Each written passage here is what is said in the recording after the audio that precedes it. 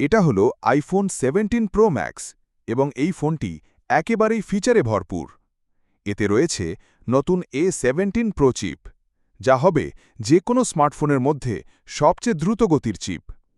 এছাড়াও রয়েছে wifi 7, Bluetooth 5.3 এবং আপডেটেড ক্যামেরা, যেখানে আছে 6x পেরিস্কোপ জুম লেন্স।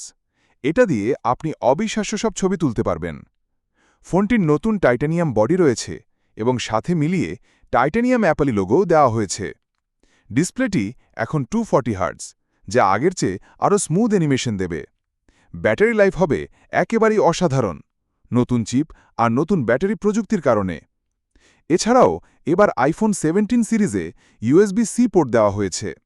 এই পোর্ট দিয়ে ডাটা ট্রান্সফার স্পিড হবে 10 গিগাবাইট পার সেকেন্ড, যা আগের প্রজন্মের চেয়ে দ্বিগুণ দ্রুত। এই ফোন শুধু দ্রুতই নয়, এটি আরও টেকসই এবং আগের যে কোনো সময়ের চেয়ে অনেক সুন্দর দেখাচ্ছে।